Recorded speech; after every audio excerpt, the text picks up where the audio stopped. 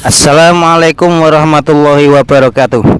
Bismillah, alhamdulillah. Jumpa lagi ya sahabat. Bismillah, alhamdulillah. Wasyukurillah ala jami ni'mah. La haula wala quwata illa billahil aliyyil azim.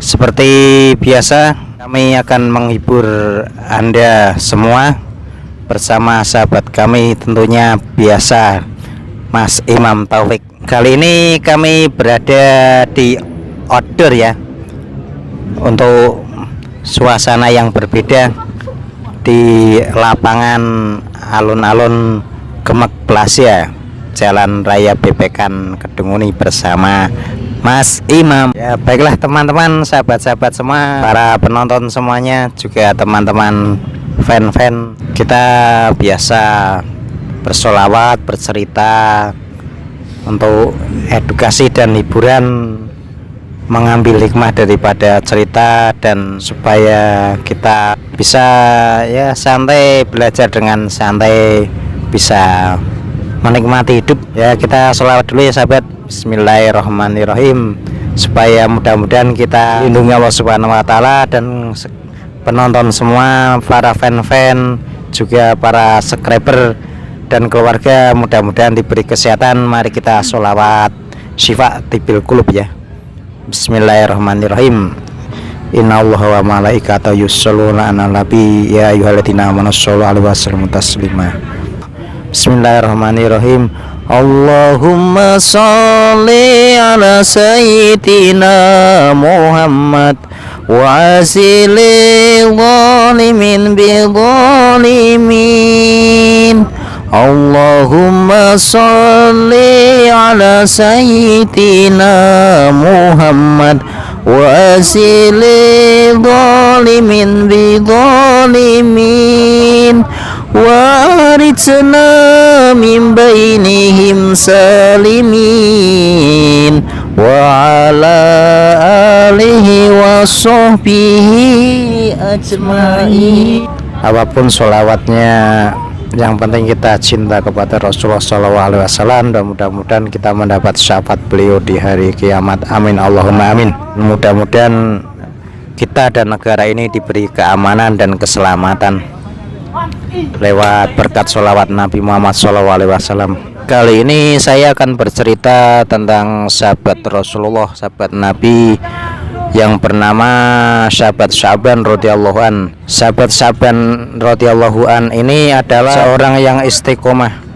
Beliau istiqomah dalam jamaah sholat bersama Rasulullah SAW.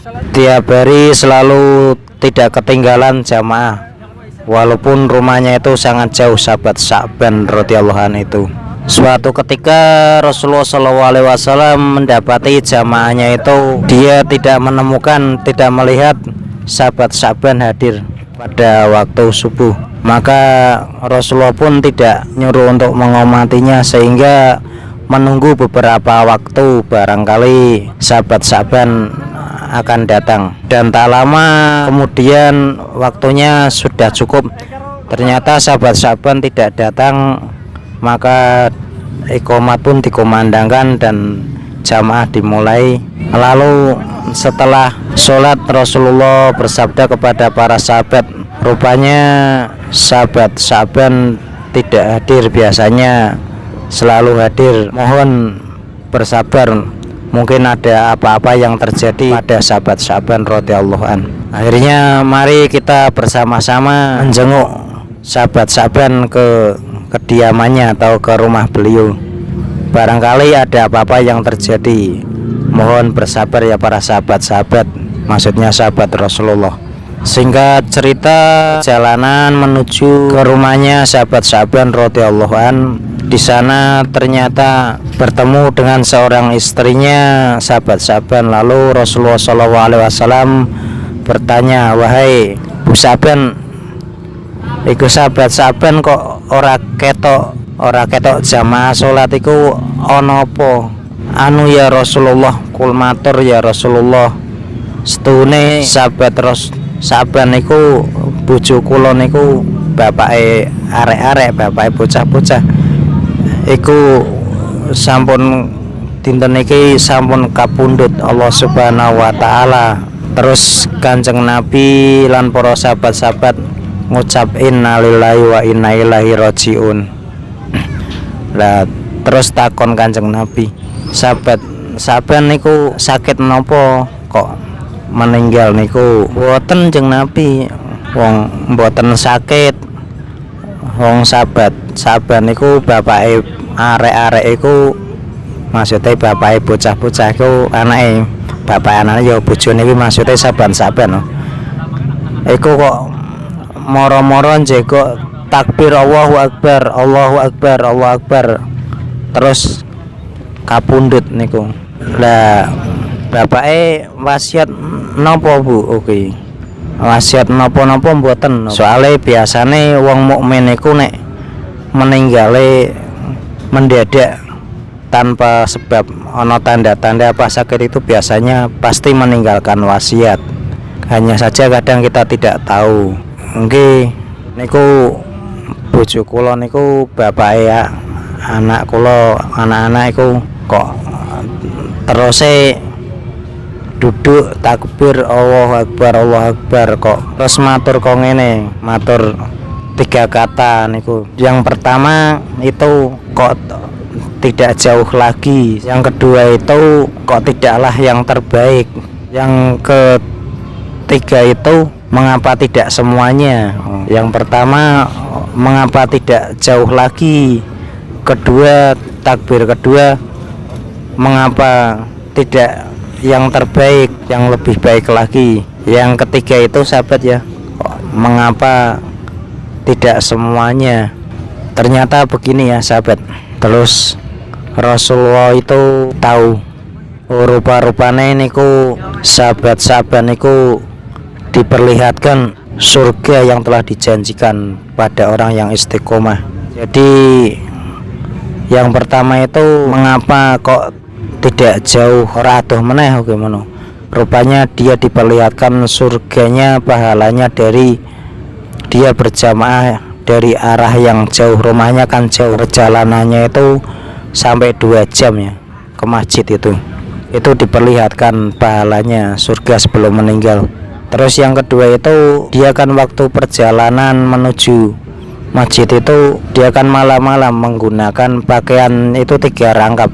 Yang pertama itu putih di dalamnya yang terbaik, terus pakaian kedua untuk menutupi biar hangat, ketiga untuk perlindungan lebih hangat lagi karena cuaca ya. Akhirnya di tengah jalan itu melihat seseorang kedinginan tidak berpakaian. Akhirnya ditanya, kenapa saya dingin tidak punya pakaian untuk jamaah sholat. Akhirnya pakaian yang luar itu dilepas diberikan kepada orang tersebut. Itu pahala yang kedua, surga yang dilihatkan kepada sahabat-sahabatnya. Balasannya itu kok mengapa tidak yang terbaik, kan mestinya yang diberikan itu yang terbaik, itu yang di dalam itu yang paling terbaik, andaikan terbaik. Terus yang ketiga itu kok mengapa tidak semuanya. Ceritanya ditanya orang itu, kamu udah makan belum? Oke. Belum saudaraku. Oke. Oh mari kita ke warung dulu, mampir makan ya. Sampai di warung itu sebelum jamaah sholat itu pesan makanan ya. Pesan makanan sama, terus dibagi 2, sama persis, yang separuh dimakan sahabat-sahabat, yang separuhnya dimakan temannya yang ketemu di jalan ya. Itulah kok mengapa takbir Allahu Akbar itu diperlihatkan betapa banyaknya pahala, bagusnya pahala surga yang ditunjukkan sebelum meninggal, sehingga kok mengapa tidak semuanya reteo kabeh ta wekeke kabeh ora separonan gitu. Nah, seperti dalilnya dalam Al-Qur'an itu ya. Innalladzina qalu rabbuna Allahu tsumastaqamu tatanazzalu malaikatu alla takhafu wa la tahzanu abshiru bil jannati allati kuntum tu'adun. Sesungguhnya orang-orang yang berkata Rabb kami adalah Allah kemudian beristiqomah, maka malaikat akan turun dan berkata, janganlah Anda takut, janganlah bersedih hati, berbahagialah pada surga yang telah dijanjikan kepada kalian semua. Itulah kisah cerita sahabat-sahabat radhiyallahu an yang sebelum meninggal itu diperlihatkan surga yang akan ditempatinya dan pahala yang telah diperbuatnya. Sekedar apa yang saya bisa, mudah-mudahan ya bisa bermanfaat dan menambah kita kecintaan kepada orang-orang soleh, pada Rasulullah dan pada sahabat-sahabatnya, dan bisa meneladani betapa baiknya para sahabat-sahabat. Mudah-mudahan kita ketularan menjadi orang yang baik ya sahabat.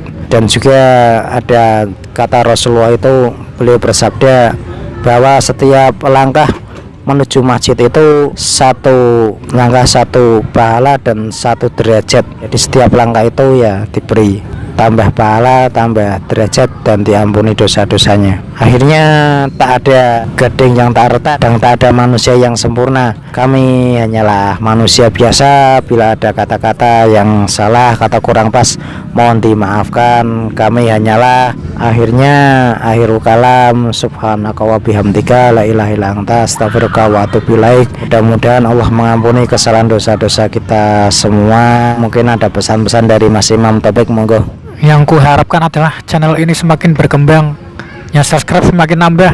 Kita tutup saja ya. Wabillahi taufiq wal hidayah. Wassalamualaikum warahmatullahi wabarakatuh. Dadah.